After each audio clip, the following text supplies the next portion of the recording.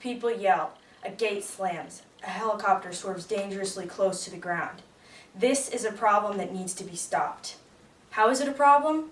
That helicopter is chasing close behind a herd of wild horses. This is just a routine event for the Bureau of Land Management, or the BLM, but for the wild horses, it is their worst nightmare.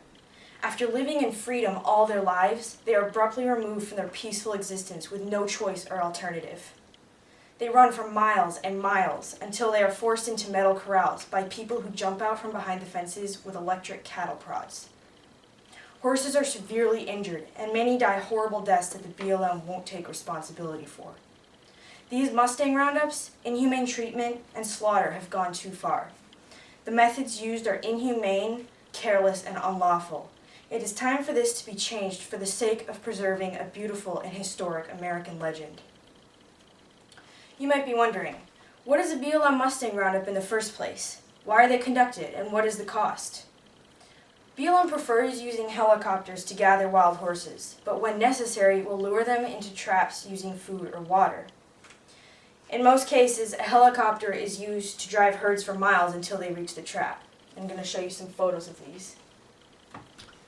This is a Mustang roundup in California where 1,922 wild horses were removed from the range.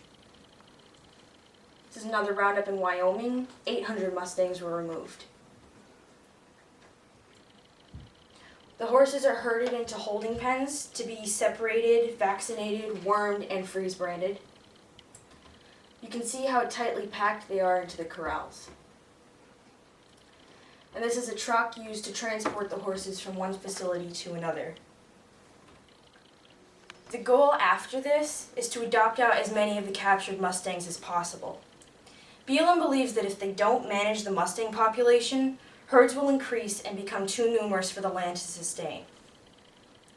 If the numbers were to grow past the maximum sustainable number, wild horses would eventually starve or die of thirst. The Wild Horse and Bureau Act of 1971 was written to protect the American Mustang. Since then, the BLM has been dedicated to protecting and managing wild horse herds. This sounds reasonable enough, so what's the catch? These Mustang roundups are conducted at the expense of taxpayers and the lives of thousands of wild horses. Not only are the BLM roundups completely traumatic to every horse that is forced to go through it, many Mustangs aren't even adopted because there simply aren't enough homes. The BLM doesn't plan for this and continues to gather hundreds of horses without taking into account the expense of keeping this many horses in holding facilities year after year after year. These horses are much more enjoyable out on the range, where Americans can enjoy them in their natural habitat without having to pay for their care as well. In addition, this government-run organization seems to consider itself exempt from abiding by federal law. The Wild Horse and Bureau Act of 1971 was written to made the inhumane treatment of wild horses unlawful, and yet BLM ignores this law. Videos and photos, which I'm going to show you, taken by wild horse activists, show various instances in which this law is directly violated. This was a roundup in Nevada. The horse is being driven by a helicopter into a barbed wire fence. This foal was separated from its mother too early and left to starve. It was eventually euthanized. This foal suffered and died because it couldn't walk. This horse's leg is completely broken this happened during a roundup, and it was shot by the BLM to prevent further injury. This foal was tied up when it couldn't keep up with its herd. BLM employees were going to pick him up later, but they forgot about him and he died of thirst. These are just a few examples of the tragedies that occur during the roundups. Horses' hooves are run off. Electric prods are used excessively. Horses are hit and knocked down by helicopters. Open wounds go untreated, causing disease or death. Also, in such close quarters, many contagious diseases quickly spread and are left untreated. Shocked immune systems, abrupt changes in diet, and the stress of many other sudden changes play a part in the numerous deaths and chronic disorders, like severe laminitis, which is a deadly and painful disease in the hoof. Some horses, after running hard and fast for long distances, completely lose their hooves. Stress causes heavily pregnant mares to abort their foals, and in addition to all this, The small size of the corral causes panic among groups of horses. Broken or torn off legs, face lacerations, and death from being trampled all occur. BLM may be managing wild horses, but what does it matter if they can't even follow the law? Thirdly, there are too many wild horses that don't get adopted and remain in holding facilities. This problem has led to the slaughter of American Mustangs. In 2012, a BLM advisory board member endorsed the proposal to sell wild horses for slaughter, saying, "The only real solution to this is to have a slaughter market." However, Joan Guilfoyle, who is the BLM division chief and head of the Wild Horse and Bureau program, denies that BLM will ever consider selling wild horses for slaughter. They never have and never will. Once again, BLM will not take responsibility for their actions. Currently, thousands of unwanted wild horses under the protection and management of BLM are being sold to kill buyers and are shipped in stock trailers across the Mexican or Canadian border to slaughterhouses. The trip itself is cruel and traumatic. Horses go up to 30 hours or more without food or water. When they arrive at the slaughter plants, they are separated and slaughtered in horrible ways. According to the law, they should be humanely rendered unconscious before they are euthanized.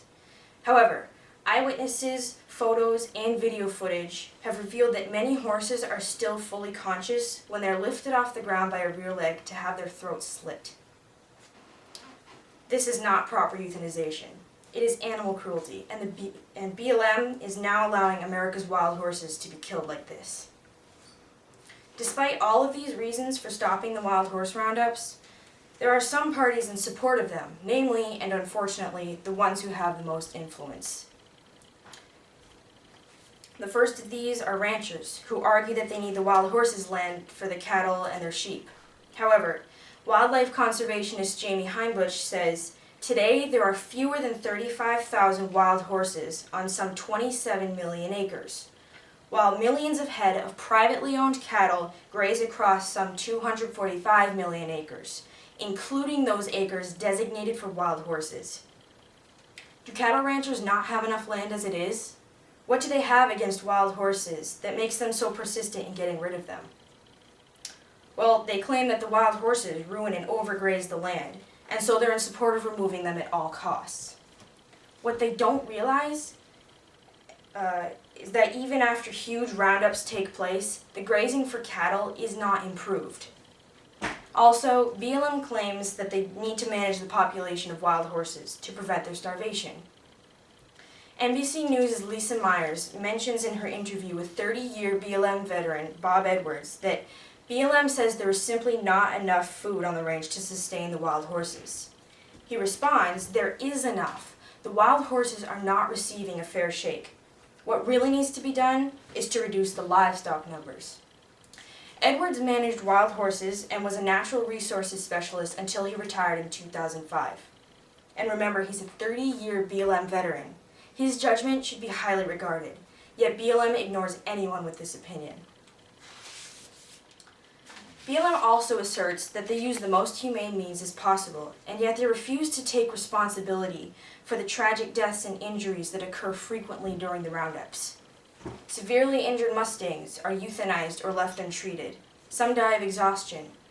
Weak foals who can't keep up with their mothers during roundups and are left behind are eaten by predators or die of starvation. Is this not reason enough to stop this insanity? Through the course of American history, horses of all breeds have unfailingly given their lives and their loyalty. They have carried humans through wars and have selflessly suffered and died beside heroic soldiers. They have never failed to provide ample beauty and entertainment, and have lent their strength and power towards the cause of the American people. Max Lucado, in his book In the Eye of the Storm, wrote, "Look back at our struggle for freedom. Trace our present-day strength to its source. Man's pathway to glory is strewn with the bones of the horse." Horses have played crucial roles in the development of thousands of civilizations, and were used in every war up until World War II. They helped the U.S. gain its independence. Why shouldn't they be given theirs? If the BLM doesn't stop these devastating roundups, Mustangs won't just be a part of history. They will be history.